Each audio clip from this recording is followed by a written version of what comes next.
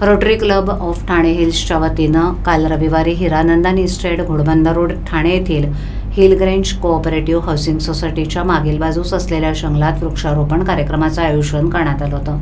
या कार्यक्रमाचं आयोजन आणि अध्यक्ष निलेश दैफुले यांच्या वतीनं करण्यात आलं।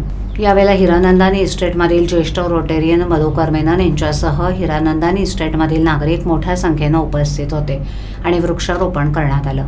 कार्यक्रमाच्या सुरुवातीला रोटरी क्लब ठाणे हिल्सचे अध्यक्ष निलेश दैफुले यांनी सर्व उपस्थितांचं स्वागत केलं आणि वृक्षारोपणाच्या महत्त्वावर भाष्य केलं। त्यांनी सांगितलं की पर्यावरणाचं रक्षण करणं आणि हरित परिसर निर्माण करणं आपलं कर्तव्य आहे। या उपक्रमामुळे परिसरात हरित क्षेत्र वाढेल आणि पर्यावरणाची स्थिती सुधारेल। हिरानंदानी इस्टेटमधील ज्येष्ठ रोटरियन मधुकर मेनन यांनीही उपस्थितांना मार्गदर्शन केलं आणि वृक्षारोपणाचं महत्त्व स्पष्ट केलं।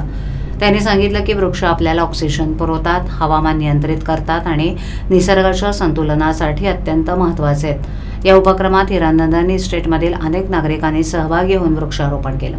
या उपक्रमानं परिसरात हरित वातावरण निर्माण होण्यास मदत होईल आणि नागरिकांना पर्यावरणाच्या रक्षणासाठी प्रेरणा मिळेल। कार्यक्रमाच्या शेवटी रोटरी क्लब ठाणे हिल्सचे सर्व सदस्य आणि सहभागी नागरिकांनी एकत्र येऊन वृक्षारोपणाचा उपक्रम यशस्वी झाल्याबद्दल आनंद व्यक्त केला आणि भविष्यात अशा प्रकारच्या उपक्रमात अधिकाधिक सहभाग घेण्याची प्रतिज्ञा केली आहे। क्लब प्लांटेशन ड्राईव्ह घेतली।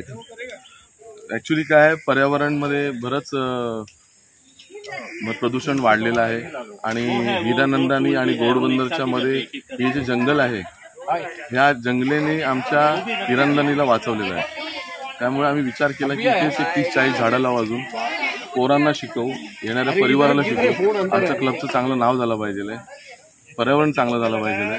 प्रदूषणाने किती पण मागच्या वेळेस आपण बघितलं, कोरोनाच्या वेळेस ऑक्सिजनची किती कमतरता होती। त्यामुळे झाडे लावा, जीव वाचवा।